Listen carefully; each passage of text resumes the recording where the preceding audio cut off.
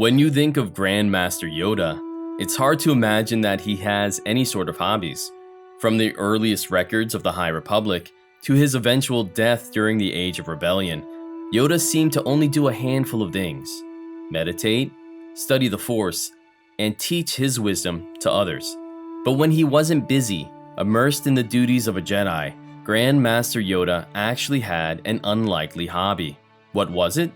Join me, your host Lim, as we answer that question and more in today's underrated moment. Now, before we get going, I wanted to again remind you that we're having a 10,000 subscriber lightsaber giveaway. All you have to do is subscribe, like, and then answer a simple question and leave it in the comments below.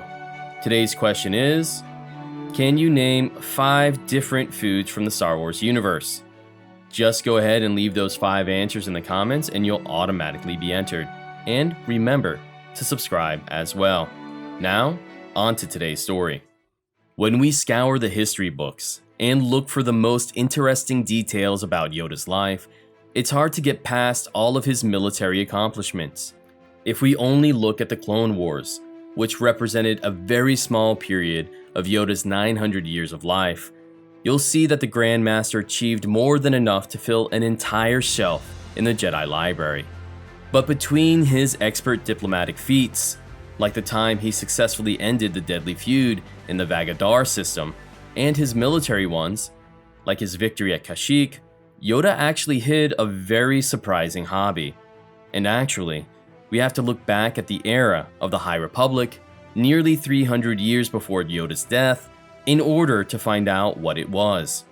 During that time, Grandmaster Yoda had taken a sabbatical from the High Council. He had decided to spend his time teaching and guiding a group of young padawans instead. For Yoda, the life of a teacher was far more fitting for the wise old Jedi. And surprisingly, Yoda seemed to be a natural surrogate parent to the many younglings he watched over. As a teacher to these young Jedi, Yoda was overjoyed to watch them pick up the smallest lessons about the Force and then master them. But as a teacher, the Grandmaster knew that he needed to have a bit more patience with these younger Jedi. While teaching teenagers and the older Padawans, Yoda could be a bit drier and a bit more direct.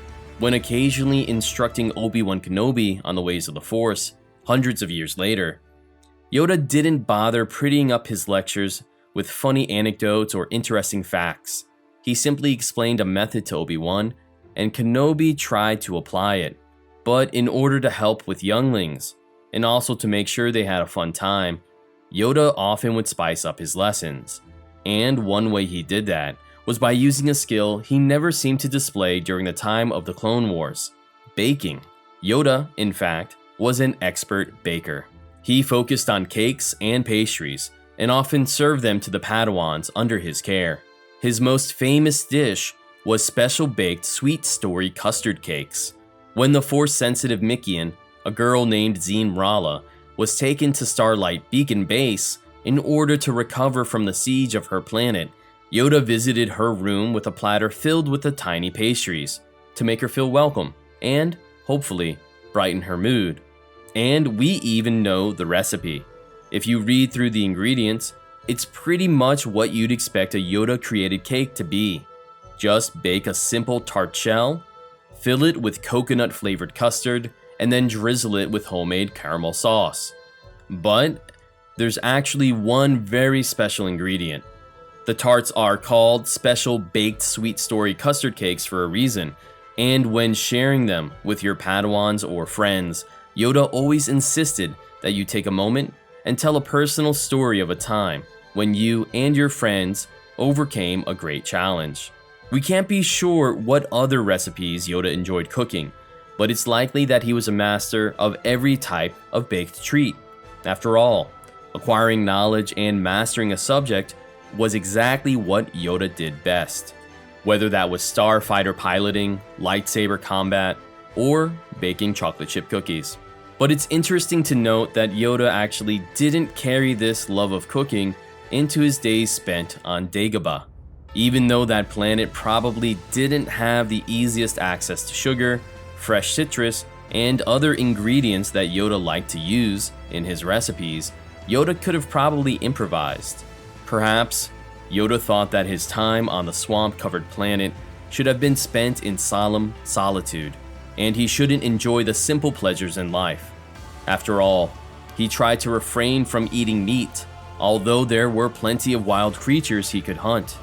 It seemed, at least in part, that Yoda felt that he wasn't worthy of enjoying anything after his defeat at the hands of Darth Sidious on the Senate floor, and that actually might have carried over to his love of baking as well. Or there might even be a more likely reason that Yoda didn't bake cakes and tarts on Dagobah. He rarely had anyone to cook for. It seemed that Yoda loved baking mostly because he liked making the young Padawans happy, and without them, Yoda had no reason to joyously bake away over his stove inside the gnarl tree. Thanks so much for checking out this newest episode of Underrated Moments. What do you think about Yoda's little hidden skill? I think it's pretty fitting that Yoda would be an expert baker, and it makes a lot of sense that he would be busy in the kitchen, preparing different types of goodies for his students. Although, his life on Dagobah and the type of food that he prepared for Luke Skywalker when he was training together with him didn't really seem like it lived up to the same quality that Yoda had when he was younger. I would really love for somebody here to try and make these custard cakes. Maybe one of you guys can give it a shot and let us know how it goes in the comments below. Alright guys, don't forget to subscribe and leave a comment to enter our lightsaber giveaway, and I'll catch you guys next time.